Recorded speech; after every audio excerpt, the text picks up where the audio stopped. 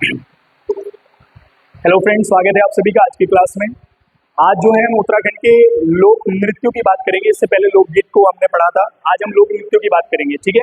और लोक नृत्यों से भी कुछ प्रश्न आते हैं। जैसे हमने लोकगीत पढ़े थे, तो कुछ लोकगीत ऐसे हैं जो लोक नृत्यों में भी आते हैं, मतलब वो गीत जिन पर नृत्य किया जाता है। कुछ अन्य नृत्य हैं, एक आध प्रश्न यहाँ से जरूर एग्जाम में बनता है, तो आप यहाँ से देख भी सकते हैं और नोट भी कर सकते हैं, ठीक है।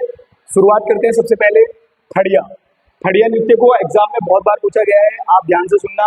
ये गढ़वाल में किया जाता है और विवाहित लड़कियों द्वारा, जो जिन लड़कियों का विवाह हो चुका है वह लड़कियां खड़िया नृत्य करती हैं, और ये गढ़वाल में किया जाता है।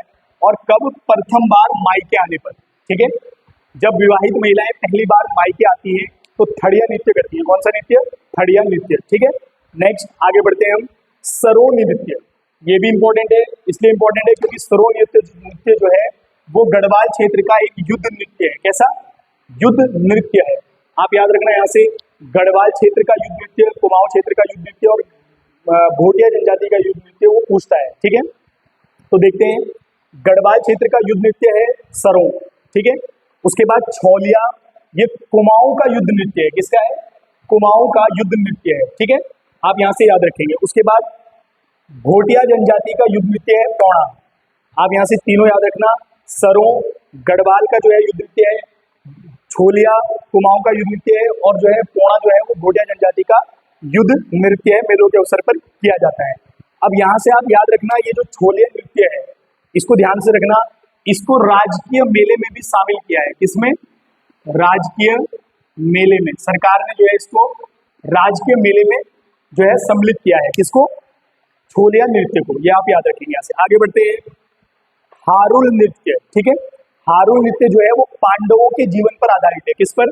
पांडवों के जीवन पर आधारित है, और मुख्यतः जोनसारियों के द्वारा इसको किया जाता है, ठीक है।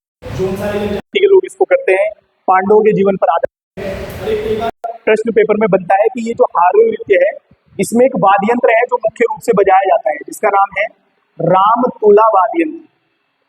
क्या है? रामतुला वाद्य यंत्र, ठीक है। आप यहाँ से याद रखना।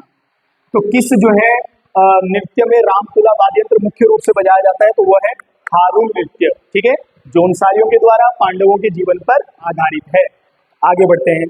पंडावर्त नृत्य, ठीक है। कौन सा? पंडावर्त। ये भी पांडवों के जीवन पर आधारित है, पांडवों की कथाओं पर आधारित है। कौन सा नृत्य है? पंडावर्त, ठीक है। अब यहाँ से आप याद रखना, इसमें कई बार आता है कि इसमें जो है ढोल की 32 तालों का प्रयोग करते हैं। कितनी? ढोल की 32 तालों पर किया जाता है पंडावर्त नृत्य। कौन सा? पंडावर्त नृत्य। ढोल की 32 तालों पर किया जाता है, ठीक है। आगे बढ़ते हैं। मंडाण नृत्य, कौन सा है? मंडाण नृत्य। देखो आसान है बहुत, अगर आप ध्यान से इन शब्दों को देखें तो ये हार्ड नहीं, आसान है, याद हो सकते हैं, कोई प्रॉब्लम नहीं है, ठीक है। मंडाण नृत्य ये जो है देवी देवताओं का जब आगमन करना होता है, देवी देवताओं के आवाहन पर और विवाहों के अवसर पर जो है मंडाण वगैरह जो है लगाया जाता है गढ़वाल क्षेत्र में, ठीक है।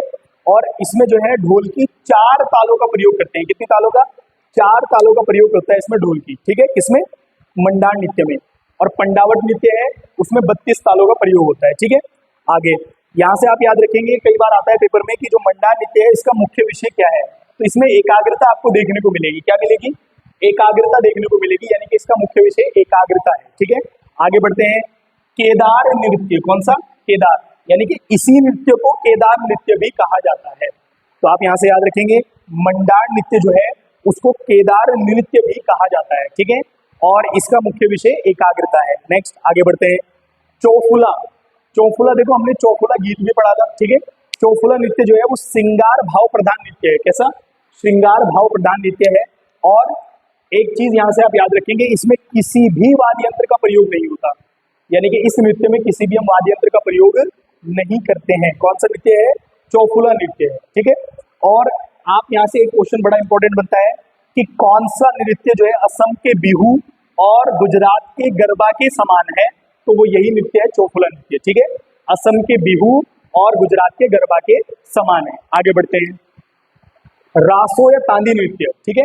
तो इंपॉर्टेंट है, जो नृत्य तत्कालिक घटनाओं पर किया जाता है, जो तत्काल में घटनाएं घटित हुई हैं, उस नृत्य को बोलते हैं रासो या तांदी नृत्य, जो तात्कालिक घटनाओं पर आधारित होता है, ठीक है। आगे बढ़ते हैं। चाचरी नृत्य, ये चांदनी रात में किया जाता है, चांदनी रात में करते हैं चांदनी नृत्य, ठीक है। आगे भेला भेला, जो भेला भेला नृत्य है ये दीपावली के अवसर पर किया जाता है। किस अवसर पर? दीपावली के अवसर पर। तो दीपावली के अवसर पर कौन सा नृत्य किया जाता है? तो भेला भेला, ठीक है।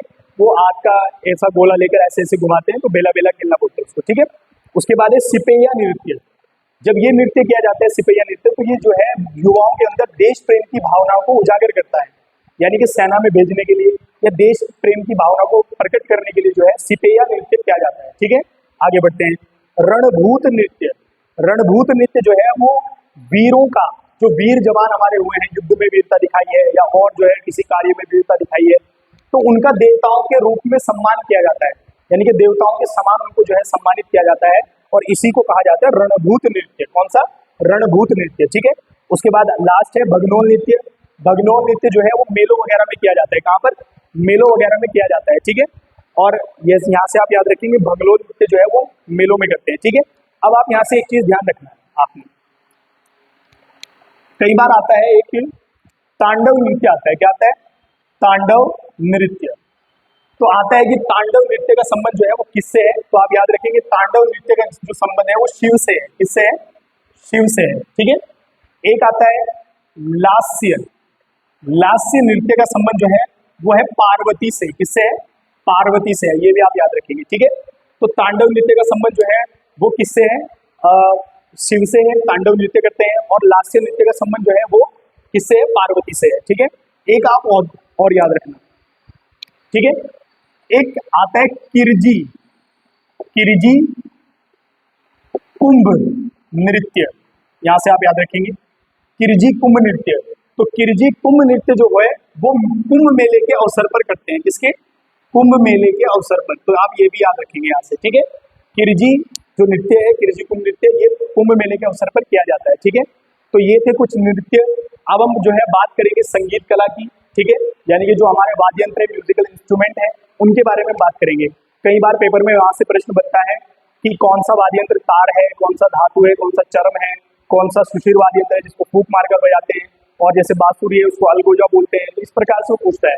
तो मिलते हैं इन सबके साथ अगली वीडियो में, तब तक के लिए धन्यवाद।